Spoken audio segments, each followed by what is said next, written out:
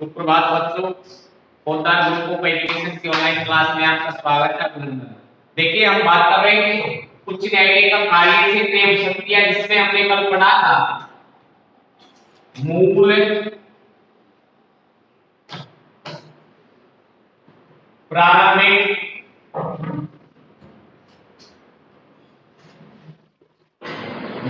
प्रारंभिक क्षेत्र अधिकार।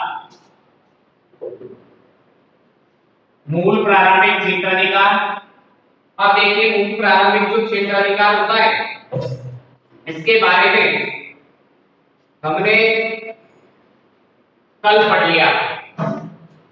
मूल प्रारंभिक क्षेत्र अधिकार का मतलब है कि जिनकी सुनवाई केवल उच्च न्यायालय करता है, निचली कोर्ट नहीं करती। जिस तरीके से डिस्ट्रिक्ट कोर्ट है, सेशन कोर्ट है, जो ब्लॉक स्तर पर होता है, पंचायत समिति स्तर पर, तहसील स्तर पर होता है, इस तरीके की कोर्ट उनकी सुनवाई नहीं करती। उन्हें कहते हैं मूल प्रारंभिक क्षेत्र अधिकार। अर्थात आप कह सकते हैं कि ऐसे अधिकार या ऐसे विवाद जिनकी सुनवाई केवल और केवल हाई कोर्ट के द्वारा की जाती है, निचली कोर्ट के द्वारा उनकी सुनवाई नहीं की जाती, उन विवादों को हम क्या कहते हैं? उच्च न्यायालय का मूल प्रारंभिक क्षेत्र अधिकार कहते हैं। आपने देखो कौन कौन से होते हैं, जैसे संसद एवं राज्य विधान सभा, संसद एवं राज्य विधानसभा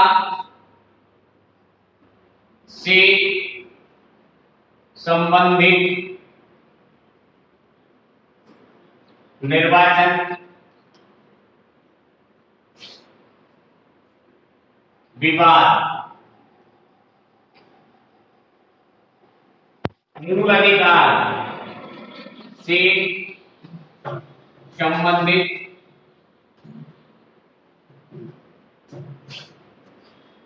वाद या विवाद या मुकदमे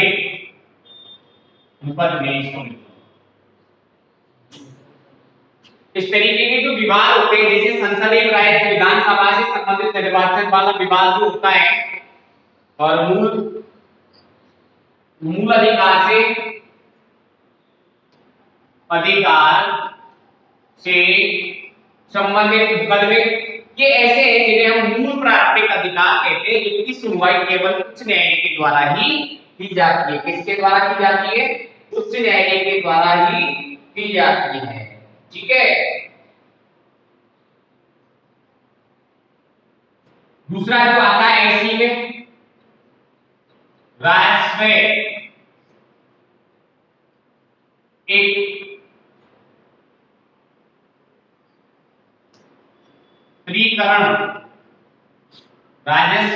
एकत्रीकरण वाले विवाद। ठीक है। नंबर 2 में कौन से विवाद आते हैं? राजस्व एकत्रीकरण करने वाले विवाद। उसके बाद आता है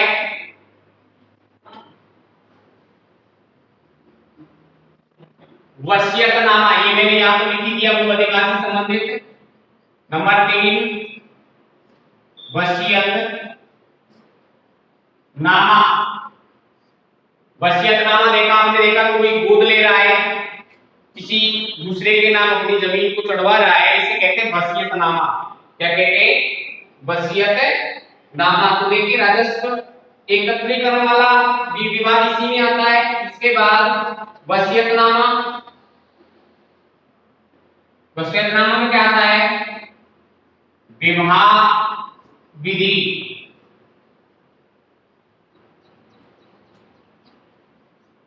विवाह विच्छेदन, यानी तलाक कहते हैं जिसे, तलाक। ये कौन कौन से आते हैं वसीयतनामा में? विवाह विधि, विवाह विच्छेदन। उसके बाद कंपनी कानून। कंपनी कानून ये ऐसे मुकदमे हैं जिनकी जिनकी सुनवाई केवल और केवल उच्च न्यायालय के द्वारा ही की जाती है, इन्हें कहते हैं हम मूल प्रारंभिक क्षेत्र अधिकार। क्या कहते हैं? मूल प्रारंभिक क्षेत्र अधिकार, मूल प्रारंभिक क्षेत्र अधिकार। अब देखिए, यदि आपसे कोई पूछे, प्रश्न किस तरीके से पूछा जाता है बोर्ड के द्वारा कि उच्च न्यायालय के मूल प्रारंभिक क्षेत्र अधिकार बताइए या मूल प्रारंभिक क्षेत्र अधिकार का वर्णन कीजिए, तो आपको किस तरीके से लिखना है या किस तरीके से आपको उत्तर देना है, तो हम बताओगे ऐसे विवाद जिनकी सुनवाई केवल और केवल उच्च न्यायालय के द्वारा की जाती है, उन्हें हम क्या कहते हैं? मूल प्रारंभिक क्षेत्र अधिकार के अंतर्गत आते हैं। वो ऐसे मुकदमे जैसे जैसे लिख के दिखाओगे आप, जैसे संसद एवं राज्य विधानसभा से, राज्य संसद और राज्य विधानसभा से संबंधित निर्वाचन विवाद, निर्वाचन जो होता है, जब वो विधानसभा का हो चाहे संसद वाला निर्वाचन का हो, ऐसे विवादों की सुनवाई केवल और केवल कौन करता है? हाई कोर्ट करता है। कौन करता है? हाई कोर्ट करता है। उसके बाद मैंने यहाँ ये को लिख दिया है, जैसे मूल अधिकार से संबंधित विवाद, मूल अधिकार से। अब देखो ये संवर्ती, एक में संवर्ती क्षेत्र अधिकार होता है, चाहे तो व्यक्ति, जिस व्यक्ति के मूल अधिकारों का हनन हुआ है, वो चाहे तो हाई कोर्ट की शरण ले सकता है या डायरेक्ट हाई कोर्ट में न जाकर के सुप्रीम कोर्ट में भी के मूल अधिकार से संबंधित विवाद को दायर किया जा सकता है, याचिका उसकी दायर की जा सकती है। तो ये संवर्ती वाला होता है, मूल अधिकार जो है इससे संबंधित विवाद चाहे तो वो उच्च न्यायालय में दायर कर सकता है इस ऐसे मुकदमे को, या डायरेक्ट वो कहां भी ले जा सकता है? सुप्रीम कोर्ट, जिसे क्या कहते हैं? हाई कोर्ट कहते हैं। क्या कहते हैं? High court. और हाई कोर्ट का मुख्यालय कहां है? दिल्ली में है। कहां है हाई कोर्ट का मुख्यालय? दिल्ली। और उच्च न्यायालय का राजस्थान का मुख्यालय कहां है भाई? राजस्थान का कहां है उच्च न्यायालय? जोधपुर में। खंडपीठ कहां है? जयपुर में। ठीक है, तो इस तरीके से ये इनके प्रारंभिक मूल अधिकार। अब देखो, एक नंबर का प्रश्न ऐसे पूछ लेता है कि जैसे वसीयतनामा, विवाह विधि, तलाक, विवाह विच्छेदन, कंपनी के कानून, तो ये सारे जो आते हैं, राजस्व एकत्रीकरण करना, ये कैसे विवादों में आते हैं? अर्थात उच्च न्यायालय के किस क्षेत्र अधिकार में आते हैं? तो आप बताओगे मूल या प्रारंभिक क्षेत्र अधिकार में आते हैं। ठीक है भाई, मूल या प्रारंभिक क्षेत्र अधिकार समझ आया आपको? अब अगला पढ़ते हैं हम, जिसको भी सुनी लेना है वो ले ले, उसके बाद इसको मिटा दें।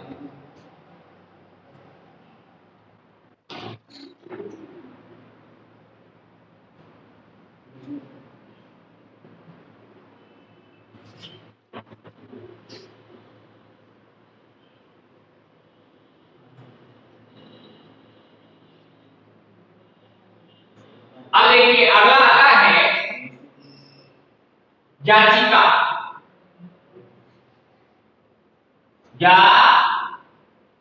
याचिका क्या कहते हैं? याचिका या रिट। याचिका ऑब्लिक लगा देता हूं, रिट अधिकार।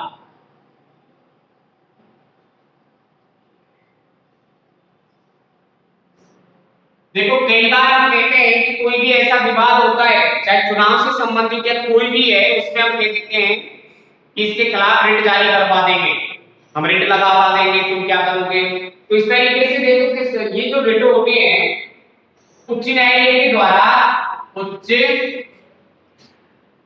न्यायालय के द्वारा 5 प्रकार की, उच्च न्यायालय के द्वारा 5 पीछे लिखेंगे, उससे पहले लिखेंगे उच्च न्यायालय के द्वारा अनुच्छेद, लिखो पहले अनुच्छेद 226, अनुच्छेद 226 के तहत 5 प्रकार की रिट जारी की जाती है। रिट जारी की जाती है। कितने प्रकार की? 5 प्रकार की रिट जारी की जाती है। रिट जारी की जाती है।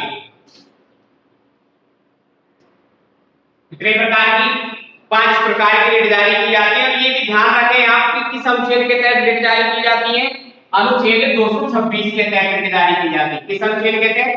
अनुच्छेद 226। जबकि हाई कोर्ट, जिसे सुप्रीम कोर्ट कहते हैं, ये अनुच्छेद 32 के तहत रिट जारी करता है। इन्हीं रिटों को सुप्रीम कोर्ट किसके तहत जारी करता है? अनुच्छेद 32 के तहत जारी करता है। जबकि इन्हीं रिटों को अनुच्छेद हाई कोर्ट जो होता है, उच्च न्यायालय जो होता है, वो 226 अनुच्छेद के तहत जारी करता है। अब देखो कौन 5 प्रकार की कौन कौन सी होती है। नंबर 1, बंदी प्रत्यक्षीकरण। बंदी प्रत्यक्षीकरण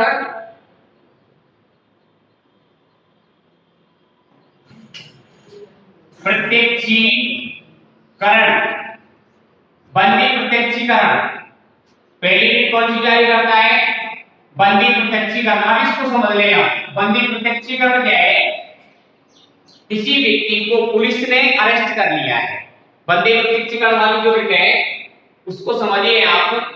किसी व्यक्ति को पुलिस ने अरेस्ट कर लिया है, तो वह व्यक्ति जिसको गिरफ्तार किया गया है, उस गिरफ्तार व्यक्ति को बंदी प्रत्यक्षीकरण के द्वारा रिट जारी करता है कोर्ट। और वह व्यक्ति अपना वकील करके या स्वयं ये पूछ सकता है पुलिस वालों से कि मुझे किस अपराध में बंदी बनाया गया है। तो इसे क्या कहते हैं? मूल अधिकारों की रक्षा करने वाला है ये बंदी प्रत्यक्षीकरण जो होता है। लेकिन बंदी प्रत्यक्षीकरण का मतलब होता है किसी व्यक्ति को पुलिस ने बेवजह क्या बना लिया गया है? बंदी बना लिया गया है। तो वो व्यक्ति अपने वकील के द्वारा ये पूछ सकता है कि मुझे किस अपराध में बंदी बनाया गया है। और ये इसके तहत पुलिस का ये कार्य होगा कि वो 24 घंटे के अंदर उसे मजिस्ट्रेट के निकटतम मजिस्ट्रेट के समक्ष पेश करेगा। ठीक है, क्या होता है इसमें बंदी प्रत्यक्षीकरण में कि व्यक्ति को जो बंदी बनाया गया है उसे 24 घंटे के अंदर मजिस्ट्रेट के निकटतम मजिस्ट्रेट के समक्ष पेश किया जाए। और उसे ये अधिकार दे दिया जाता है कि वो अपने वकील करके या स्व में भी ये पूछ सकता है पुलिस से कि मुझे किस अपराध में बंदी बनाया गया है। ठीक है।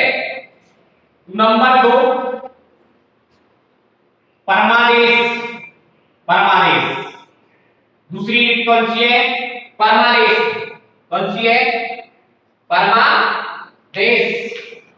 परमादेश का मतलब है उच्च न्यायालय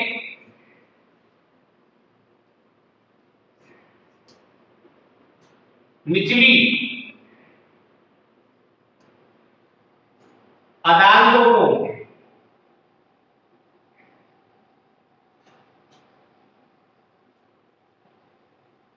को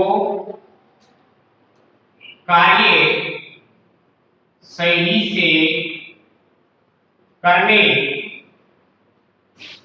का आदेश दे सकता है। ठीक है। नंबर 3, प्रतिषेध। प्रतिषेध का मतलब होता है, प्रतिषेध का शाब्दिक अर्थ होता है मना करना। ठीक है। प्रतिषेध का मतलब क्या होता है? मना करना। उच्च न्यायालय निचले कोर्ट को ये आदेश दे सकता है, ये मना कर सकता है कि ये मुकदमा, ये विवाद, ये वाद आपके अधिकार क्षेत्र में नहीं आता है, आप इस पे सुनवाई नहीं कर सकते। उसे क्या कहते हैं? प्रतिषेध कहते हैं। प्रतिषेध लेख। नंबर 4, उत्प्रेषण।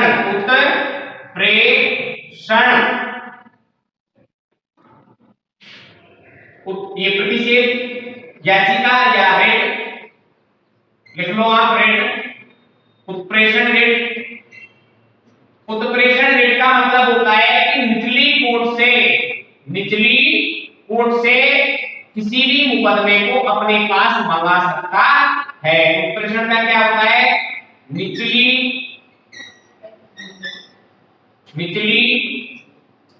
कोर्ट से किसी मुकदमे को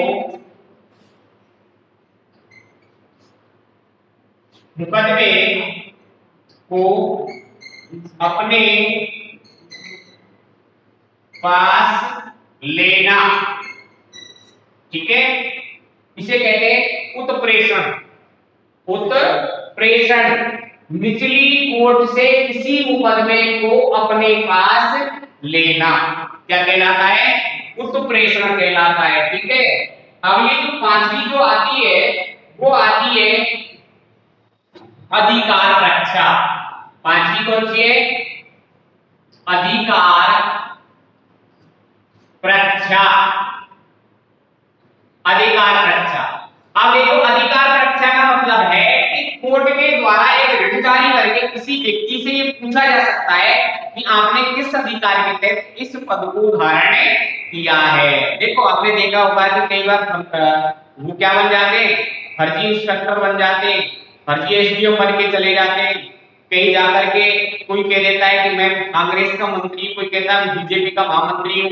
तो इस तरीके का अधिकार रक्षा वाली रिट जारी करके ऐसे व्यक्ति से वो पूछ सकते हैं कि आपने किस अधिकार के तहत इस पद को धारण किया है। ध्यान रहे, ये हुआ उसका याचिका या रिट संबंधी अधिकार। इसका इसका हुआ उच्च न्यायालय का। कितने प्रकार की रिट जारी करता है? 5 प्रकार की रिट जारी करता है। कौन कौन सी 5 प्रकार की होती है? बंदी प्रत्यक्षीकरण, परमादेश, उत्प्रेषण या फिर आप कह सकते हैं प्रतिषेध, मना करना। उसके बाद आती है उत्प्रेषण और अधिकार रक्षा।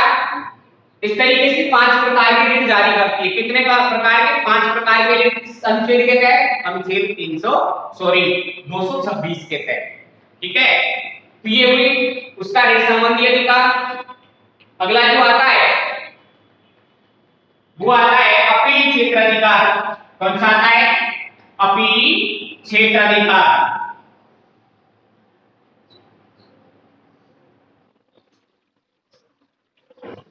कौन सा? अपीली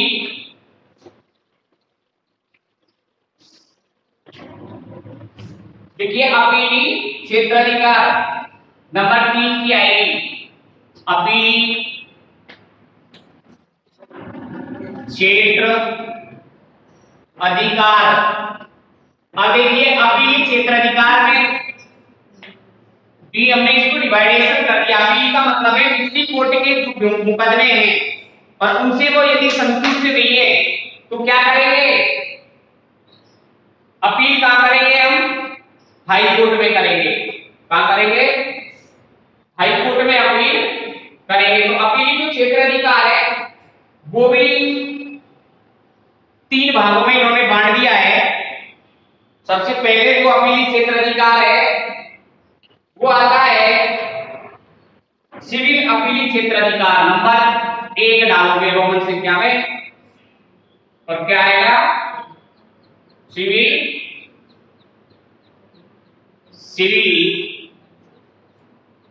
अपील क्षेत्र अधिकार। वैसे तो मैंने कल पढ़ा लिया इसको, लेकिन आप इस विद्या के लिए फिर दोबारा से रिवाइज कर रहा हूं जिससे कि आपको अच्छे से याद रह सके। तो सिविल अपीली क्षेत्र अधिकार, सिविल अपीली क्षेत्र अधिकार में देखो क्या क्या आते हैं? आयकर। क्या आते हैं? आयकर, पेटेंट। कौन कौन से आते हैं? आयकर, पेटेंट, डिजाइन,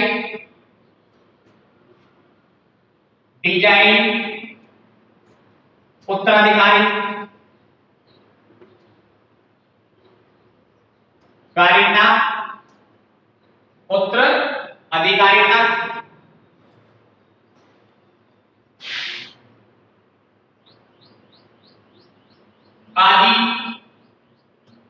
आदि मुकदमे या मुकदमों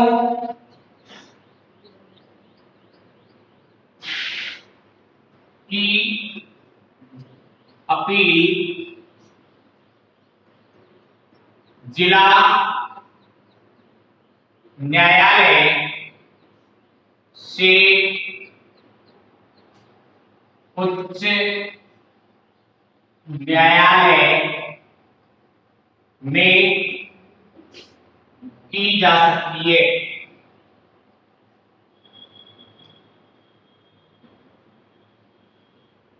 उच्च न्यायालय में की जा सकती है, ठीक है।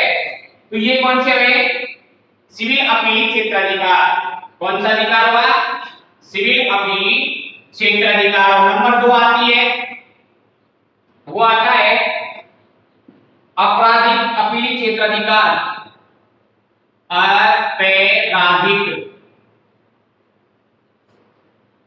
आपराधिक अपील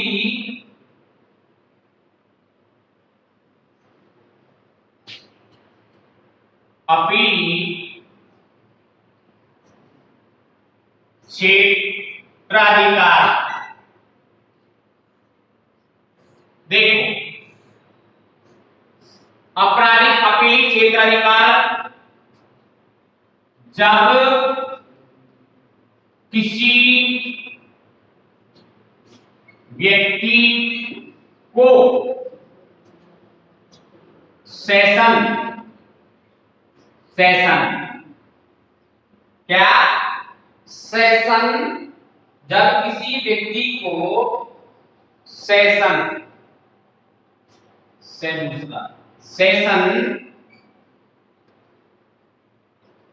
न्यायालय ने, सेशन न्यायालय का होता है डिस्ट्रिक्ट में नहीं, निचला जो ये होता है हमारे यहाँ तहसील स्तर पर होता है। आपका भी तहसील लक्ष्मणगढ़ में भी जाते हो तो उसको देखना, उसमें लिखा होता है सेशन, है ना। तो सेशन न्यायालय ने क्या लिखा है? जब किसी व्यक्ति को सेशन न्यायालय ने 4 वर्ष की सजा सुना दी है,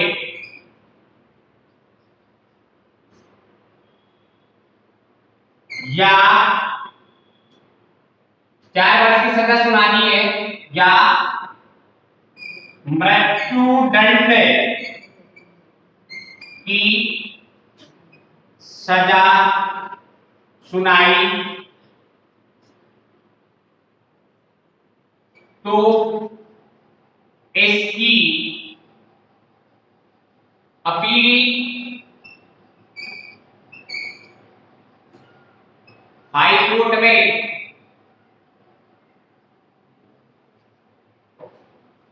उच्च न्यायालय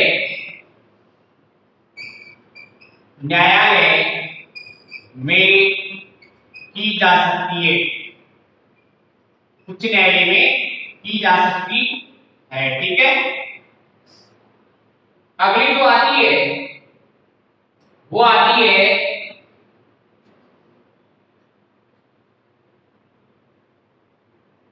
तीसरे नंबर की,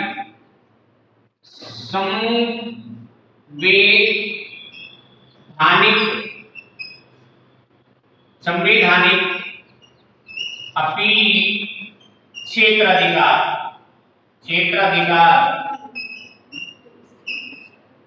संवैधानिक अपील क्षेत्राधिकार यदि किसी मुकदमे में संविधान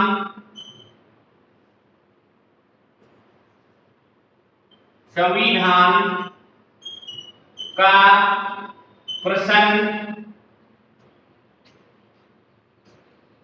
नीत है तो इसकी अपील क्या कर सकते हैं? हाई कोर्ट में, ठीक है। कितने प्रकार के अपील क्षेत्राधिकार आ गए भाई? तीन प्रकार के अपील क्षेत्राधिकार आ गए। कौन कौन से? सिविल अपील क्षेत्राधिकार, इसमें कौन कौन से आते हैं? आयकर से संबंधित, पेटेंट से, डिजाइन से, उत्तराधिकारी से संबंधित। उसके बाद आते हैं आपराधिक अपील क्षेत्राधिकार, जिसमें हमने लिखा कि जब किसी व्यक्ति को सेशन न्यायालय द्वारा 4 वर्ष की सजा सुनाई है, मृत्युदंड की सजा सुना दी जाती है, तो उन्हें क्या कर दिया जाता है? अपील कर देते हैं, उच्च न्यायालय में संवैधानिक अपील क्षेत्राधिकार का मतलब होता है कि यदि किसी मुकदमे में संविधान का प्रश्न नहीं है तो इसकी अपील हाई कोर्ट में की जा सकती है। अब इस अपील क्षेत्राधिकार का या तो हम छोटे से ले लें या जल्दी से लिख लें।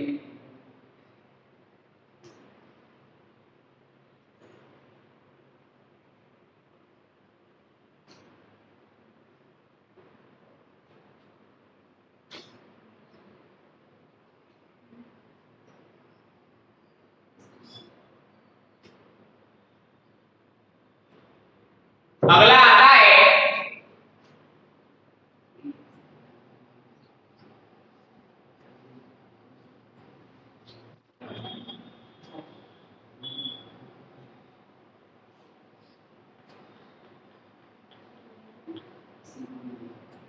अगला जो अधिकार आता है वो अभिलेख न्यायालय। नंबर 4 अभिलेख न्यायालय। अभिलेख न्यायालय का मतलब होता है कि इसके मुकदमे की जो सुनवाई की जाती है। अभिलेख न्यायालय समझिए आप, अभिलेख न्यायालय क्या है? उच्च न्यायालय के द्वारा जितने भी दिए गए फैसले हैं उन्हें लेख की तरह सुरक्षित रखा जाता है। अर्थात उच्च न्यायालय के दिए गए फैसले सभी निचली कोर्टों को मान्य होते हैं, इसलिए हम इसे क्या कहते हैं? अभिलेख न्यायालय भी कहते हैं। किसको? हाई कोर्ट को या उच्च न्यायालय को क्या कहते हैं? अभिलेख न्यायालय भी कहते हैं। क्यों कहते हैं अभिलेख न्यायालय? क्योंकि इसके जो फैसले लिए गए हैं वो सभी को मान्य होते हैं, सुरक्षित रखे जाते हैं। पुस्तक की तरह इनके फैसले जो होते हैं, निर्णय जो होते हैं, कैसे रख लेते हैं? सुरक्षित रख लेते हैं। क्या रख लेते हैं? सुरक्षित। इसलिए इसे अभिलेख न्यायालय कहते हैं। अभिलेख न्यायालय अनुच्छेद 215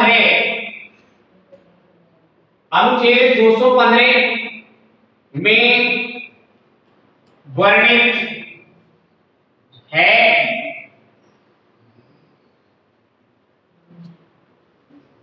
उच्च न्यायालय को अभिलेख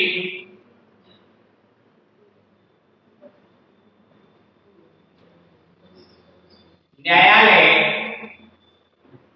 भी कहते हैं। क्या कहते हैं? अभिलेख न्यायालय। ये अब आपको अनुच्छेद ध्यान रखना है। अनुच्छेद कौन सा है? 215।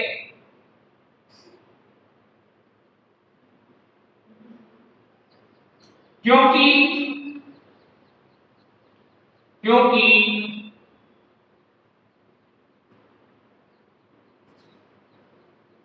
उच्च न्यायालय को अवमानना का मतलब है निचली कोर्टों के द्वारा इसका फैसला न मानना। अवमानना करने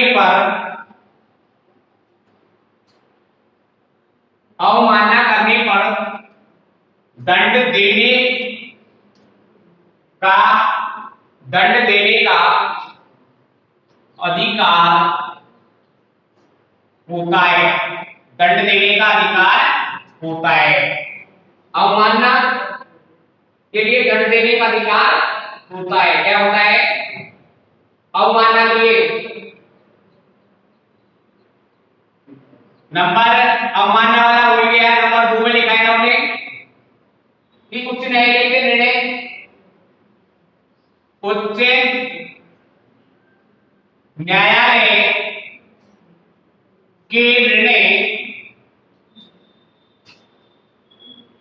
उच्च न्यायालय के निर्णय रिकॉर्ड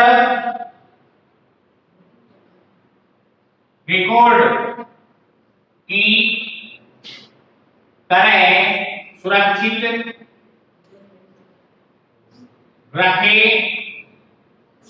रखे जाते हैं। क्या रखे जाते हैं?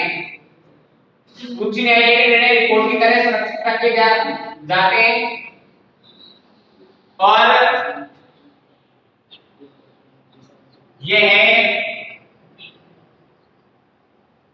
यह है निचली अदालतों, यह है निचली अदालतों को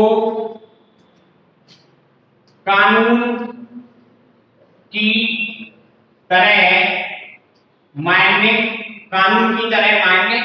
होते हैं,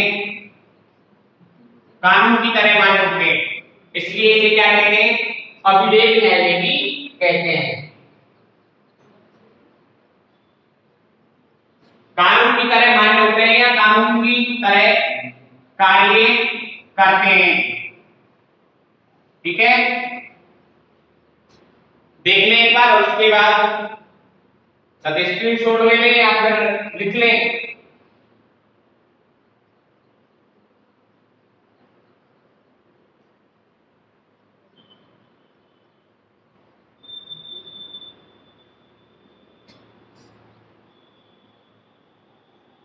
इस तरीके से हम इसे क्या कहते हैं?